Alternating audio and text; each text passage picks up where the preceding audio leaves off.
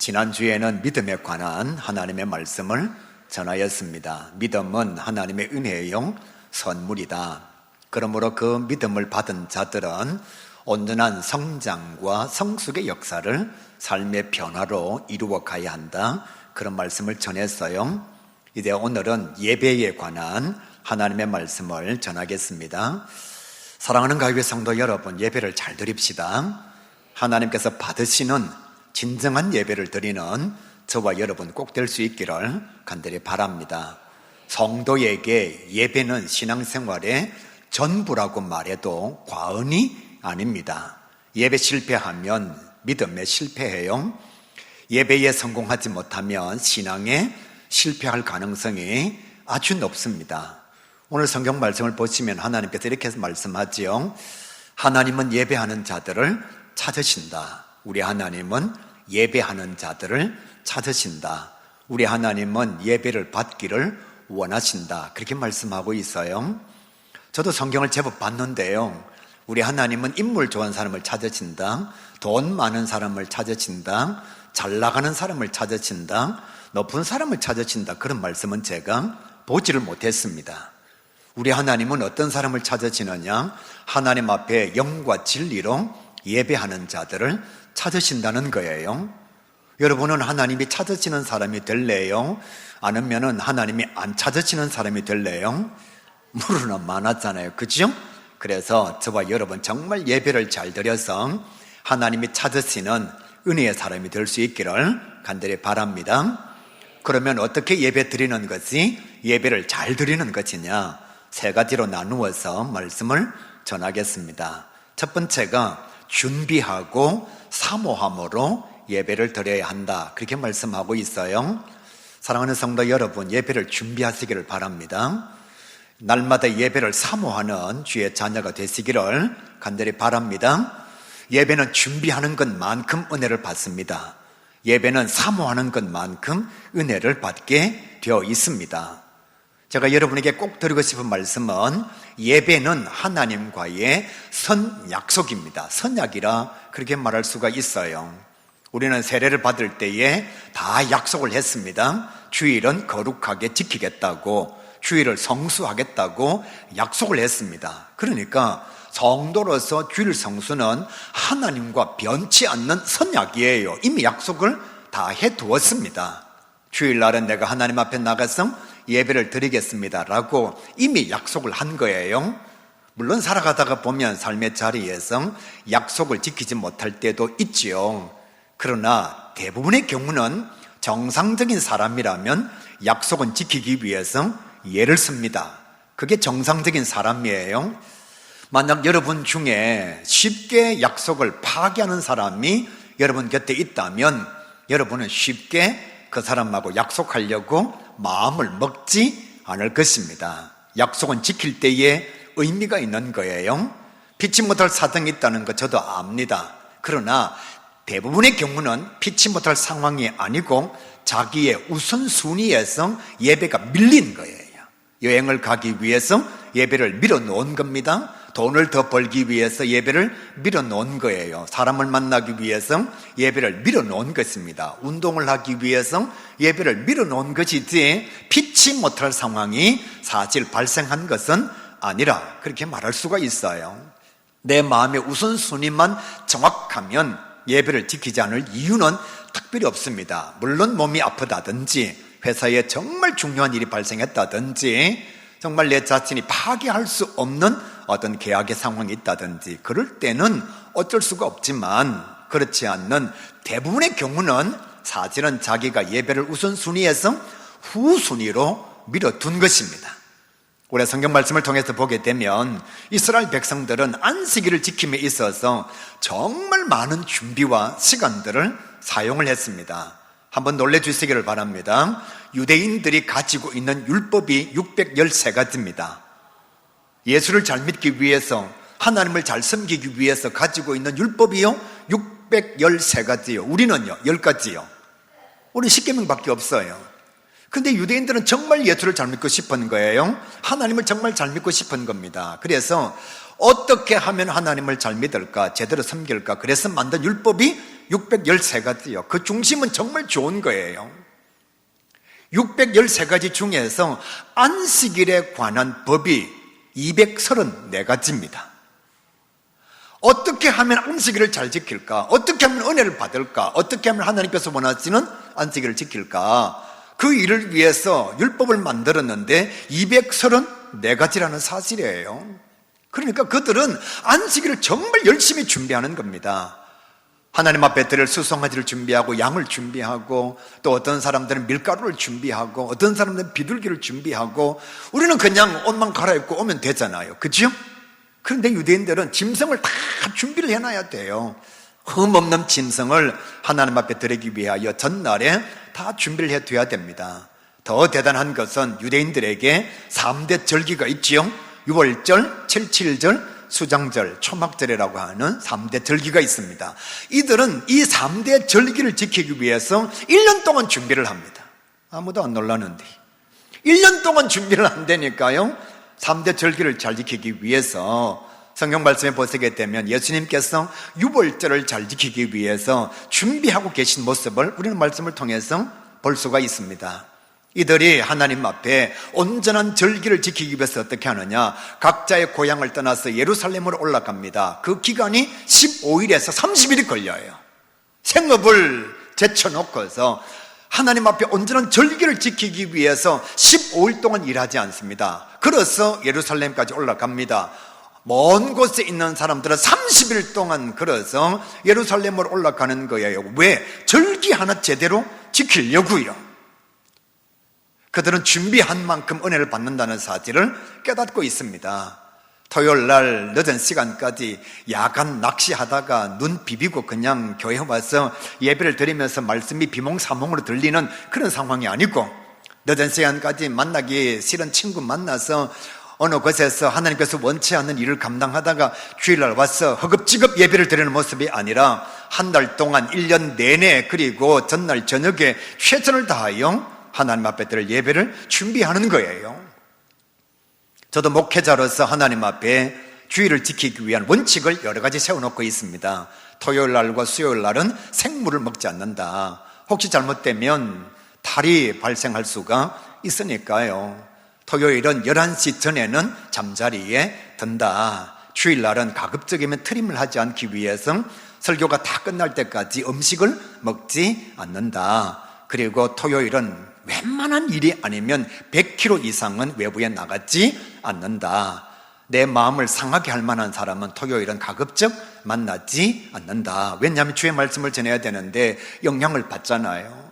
그래서 제 나름대로 원칙을 여러 가지를 정해놓고 있습니다. 이런 제 자신의 모습 가운데도 정말 여러분 가슴 아픈 지우고 싶은 기억이 하나가 있어요. 예배에 실패한 제 자신의 모습입니다.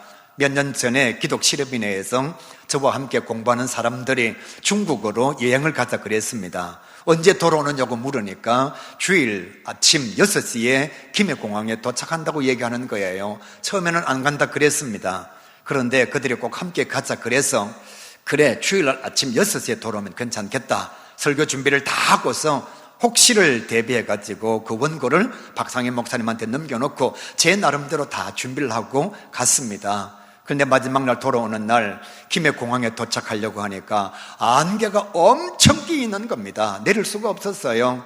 마음속에 여러 가지 걱정과 염려가 찾아왔습니다. 아나 다를까 비행기가 회항을 해서 김포공항으로 갑니다. 도착을 했는데 여전히 안개는 그치지 않습니다. 1시간이 지났습니다. 2시간이 지났습니다. 일부 예배가 끝이 났습니다. 정말 가슴이 막 미어지는 거예요. 어떻게 해야 될지를 몰랐습니다. 2부 예배가 끝나갈 때쯤 돼서 제 마음속에 깨달음이 찾아왔습니다. 내가 요나구나. 내가 주일 성수하는 준비에 벌써 나는 실패한 사람이다. 아니 목회자가 어떻게 주일날 새벽 6시에 도착할 생각을 하느냐고. 나는 예배 준비에 실패한 목회자다. 그래서 비행기 안에 있는데요, 정말 제가 요나 같은 거예요. 거기에 있는 사람들이 무슨 죄가 있을까? 주일 성수를 하지 않고 예배를 엉망으로 만든 제 자신의 모습 때문에, 예배 준비에 실패한 목회자의 모습 때문에 이 사람들이 지금 내리지 못하고 비행기 안에 있는 것은 아닌가. 돌아오면서 정말 성도들에게 사과도 하지 못할 만큼 부끄러웠습니다.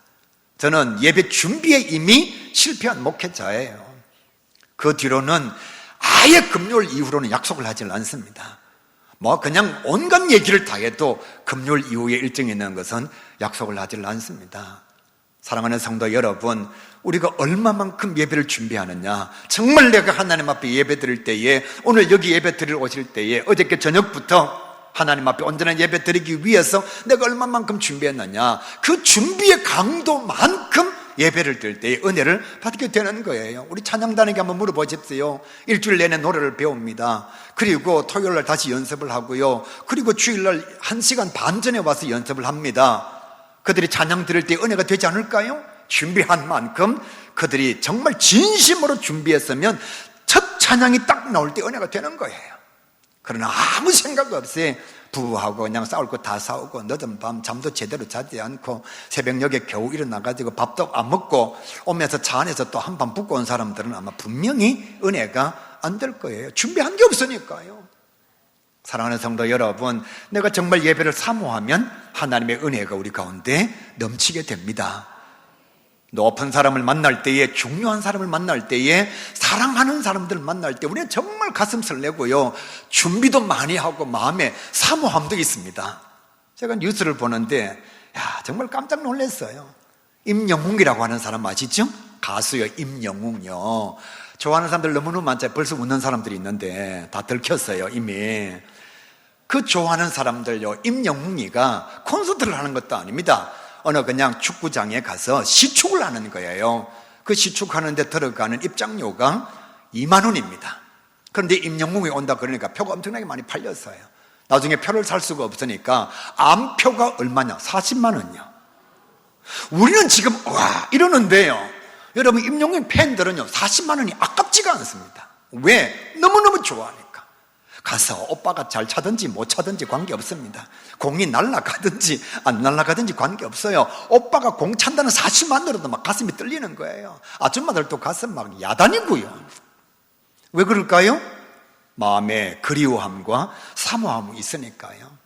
여러분, 가수 중에 브루노 마스라고 하는 가수를 아시나요? 그가 콘서트를 하는데요, 사람들이 거기 가기 위해서 다 표를 구입했는데 매진이 되었습니다. 그런데 인터넷 사이트에 8장 표가 나온 겁니다. 그 8장 암표의 가격이 얼마냐? 1억 8천이요. 우리는 진짜 상상이 안 됩니다. 상상이 안 돼요. 그냥 유튜브에서 노래 들으면 되지 뭘 그 현장까지 가서 들어야 됩니까? 그리고 브루노 마스가 그렇게 대단한가요? 안 들어도 되는데. 그런데 좋아하는 사람은 그 콘서트에 참여하기 위해서 암표 8장을 사는데 1억 8천이요. 우리는 너무 아깝습니다. 그러나 그 팬클럽의 회원들은요 전혀 아깝지가 않습니다. 왜? 그 마음속에 사모함이 있으니까. 정말 여러분, 예배를 드리러 오면서 그런 마음에 사모함이 있나요? 그냥 1시간 와서 때우고 돌아가는 것은 아닌지 모르겠습니다.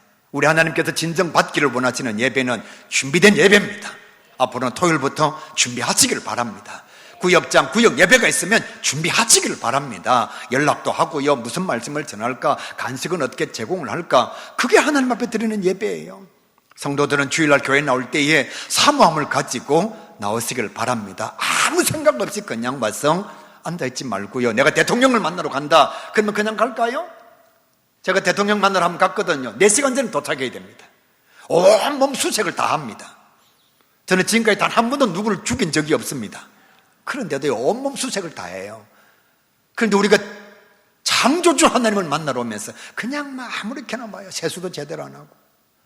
준비된 만큼 은혜를 받고 사모하는 만큼 하나님의 축복이 넘쳐나게 된다는 사실을 진짜 기억하시기를 바랍니다. 그 예배를 하나님께서는 받기를 원하십니다.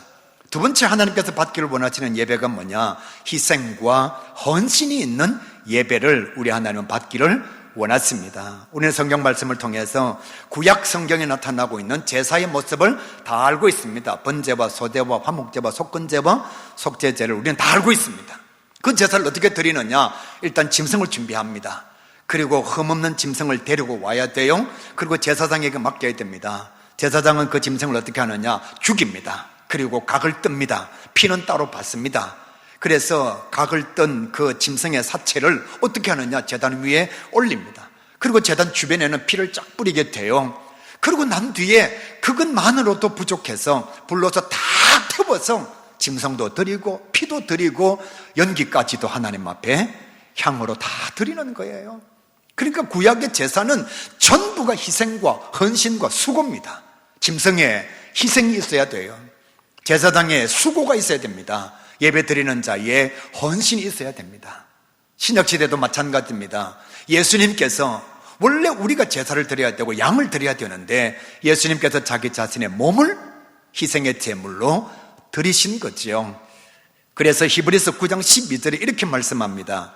염소와 송아지의 피로 하지 아니하고 오직 자기의 피로 영원한 속죄를 이루사 단번에 성소에 들어가셨느니라. 우리가 희생해야 될 자리예요. 짐승이 죽어야 될 자리예요. 거기에 헌신의 자리가 마련되어져 있는데 예수님께서 자기 자신의 몸을 단번에 성소에 바치셨다. 예수님의 희생과 헌신으로 말미암아 지금 저와 여러분의 말로 드리는 이 예배를 드리고 있는 것입니다. 만약 주님께서 십자가에 달려 돌아가지 아니하셨으면, 성소에 자기 자신의 몸을 단번에 드리지 아니했으면 지금도 우리는 짐승을 드려야 돼요. 지금도 교회는 연기로 자욱해야 됩니다. 그런데 예수님께서 희생의 제사를 드리심으로 말미암아 지금 우리는 헌신하는 자로 하나님 앞에 예배를 드리고 있는 거예요. 히브리서 10장 10절 말씀, 자신의 몸을 단번에 드리심으로 말미암아 우리가 거룩함을 얻었노라. 우리의 구원, 우리의 거룩함, 우리의 영생 어디에서 시작이 되어졌느냐? 예수님의 죽음과 예수님의 희생에서 시작이 되었다는 거예요.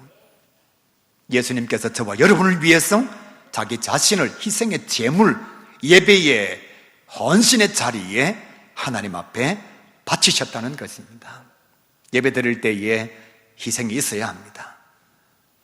예배 드릴 때에 헌신이 있어야 합니다. 시간을 드려야 되고요, 나의 열정을 드려야 되고요, 내가 가지고 있는 에너지를 하나님 앞에 드려야 하고, 성경이 이렇게 말씀합니다.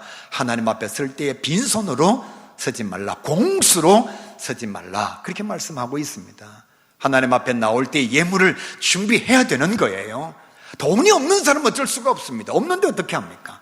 그러나 있는 사람들은 토요일 저녁에 하나님 앞에 예배 드릴 때 준비를 해야 돼요. 여기 와서 허겁지겁 그냥 지갑을 찾아가지고 10,000원짜리가 나오니까 네가 왜 나오냐, 네가 왜 나오냐, 1,000원짜리가 나오지. 그리고 10,000원짜리는 밀어넣고 1,000원짜리만 헌금하는, 아무 준비도 없고 아무 생각도 없고 희생과 헌신도 없는 예배가 아니라, 주님께서 원하시는 것은 희생이 있는 예배예요.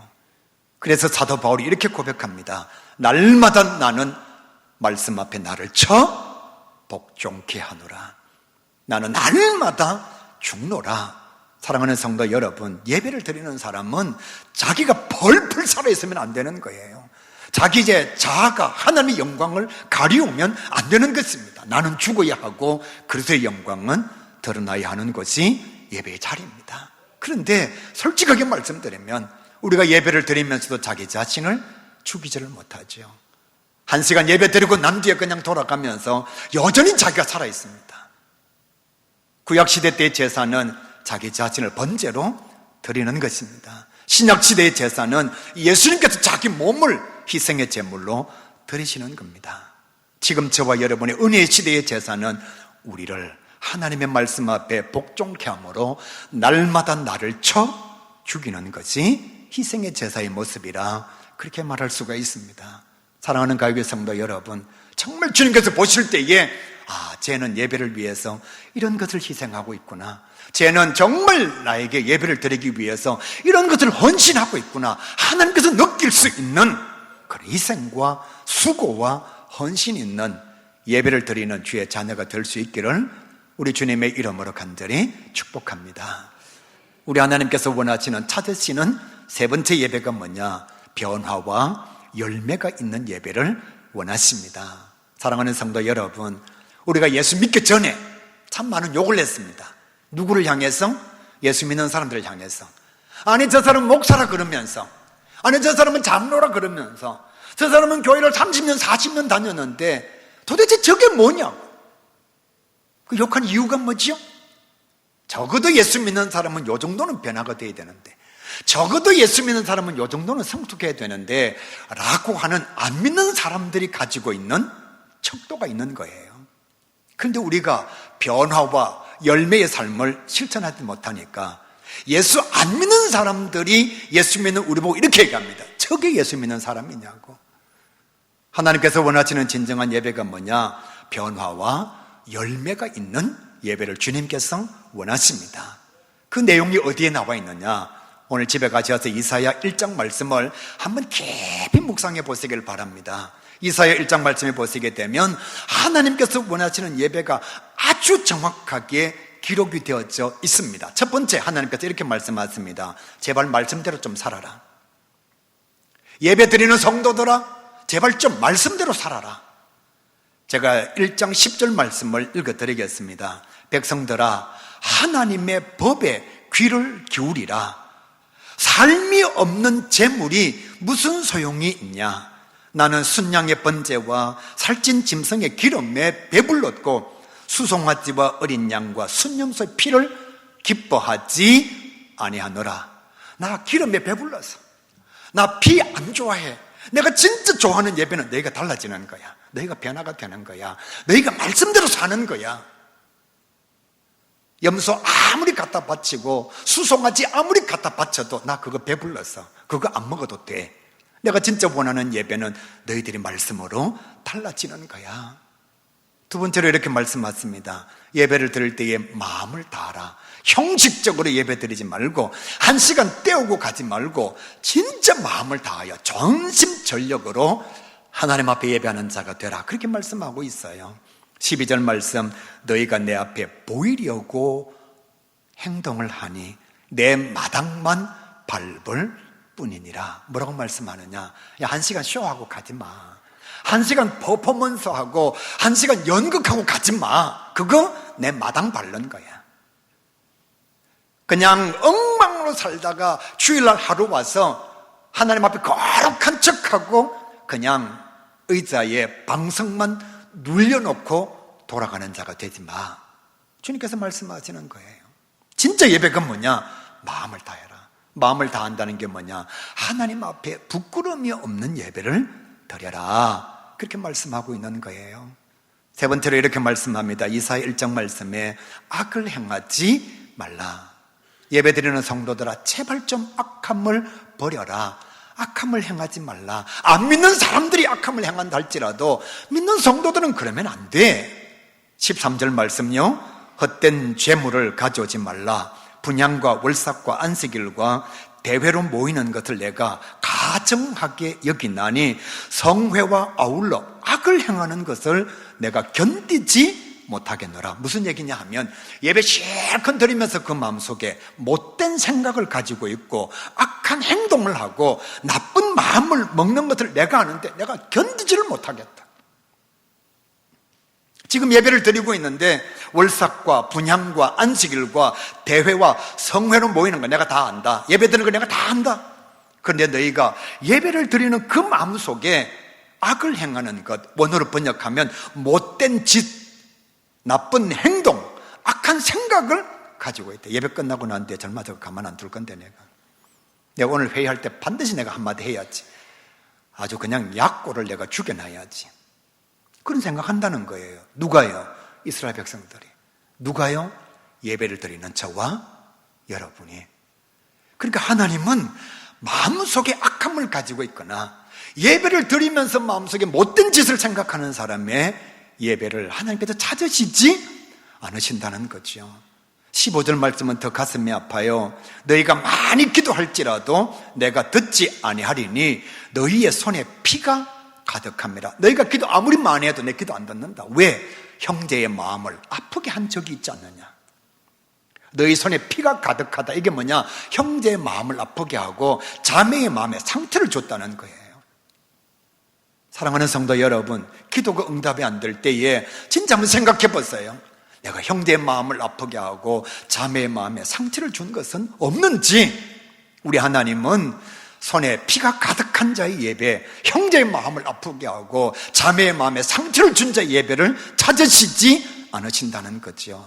16절, 너희는 악한 행실을 버리며 행악을 그치고 17절 선행을 배우고 정의를 구하며 연약한 자를 도와주며 고아와 과부를 위하여 신원하며 변호하는 자가 되라. 나는 이런 예배를 원한다.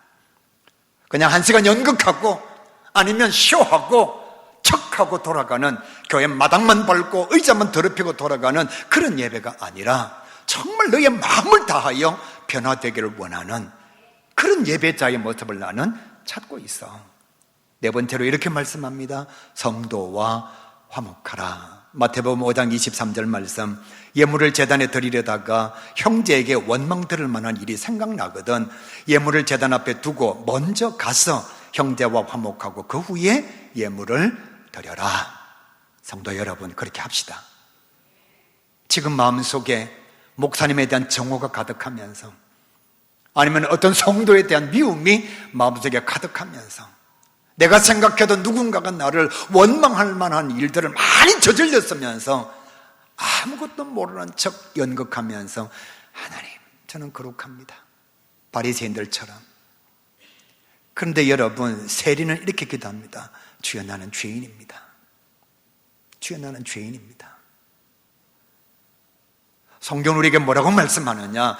예배를 드리러 오다가 누군가의 마음에 아픔을 주어서 원망 들을 일만한 그런 일을 스스로 행한 것이 생각이 나거든. 그건 먼저 해결하고 와서 예배 드려라. 그러면 저는 대한민국의 예배가 완전히 달라질 거라 생각합니다. 정말 대한민국의 예배가 이 말씀에 순종하면 완전히 달라질 거라 생각합니다. 마태복음 18장 18절 말씀에 너희가 땅에서 매면 하늘에서도 매일 것이요 땅에서 풀면 하늘에서도 풀리리라. 너가 용서 안 하면 나도 용서 안 한다. 너희들이 용서하면 나도 용서한다. 무슨 얘기죠? 너희가 용서하지 않으면 기도해도 내가 응답 안 해줘. 너희가 용서하지 않으면 나도 너희의 예배를 받지 않아. 하나님께서 말씀하시는 거예요. 진정한 예배가 뭐냐? 말씀과 은혜로 나의 삶의 현장에 변화가 나타나는 것. 사랑하는 가요교회 성도 여러분, 예배를 잘 드립시다.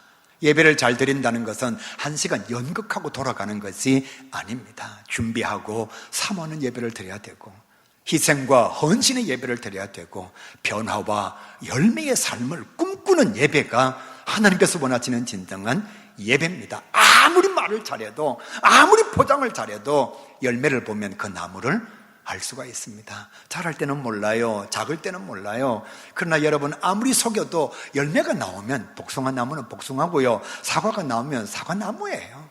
그러니까 나무를 보고 열매를 아는 것이 아니라 열매를 보면 나무를 알 수가 있습니다. 아무리 말을 잘하고 아무리 교회에서 봉사를 많이 해도 그 마음속에 변화와 믿음의 열매가 삶으로 나타나지 않으면 하나님께서 원하시는 온전한 예배자가 될 수가 없습니다. 이렇게 말씀드릴게요. 말이 그 사람이 아니라 행동과 삶이 그 사람입니다. 청산유수의 말이 그 사람이 아니라, 포장하는 말이 그 사람의 말이 아니라 나타나는 행동과 삶이 그 사람인 거예요. 예배를 잘 드린다는 것은 1시간 동안 아무런 표정 없이 돌아가는 것이 예배를 잘 드리는 것이 아닙니다. 나의 삶을 하나님께서 보시고 나의 예배를 받으실만 할 때에 우리는 예배를 잘 드리는 것입니다. 우리가 이 모든 성도들 양심 있는 신앙인이 됩시다. 적어도 양심 있는 신앙인. 말씀을 들으면서 그래요, 하나님, 내가 말씀대로 살지 못하네요. 이제는 제가 말할 수 있습니다만은 정말 부끄러워서 제가 예배에 실패한 것을 사과도 못하고 말도 할 수 없는 그런 상황이 있었습니다. 성도 여러분, 우리가 정말 하나님 앞에서는 온전한 예배 드리기 위하여 날마다 자기 자신의 삶을 돌아보는 주의 자녀가 꼭 될 수 있기를 우리 주님의 이름으로 간절히 축복합니다.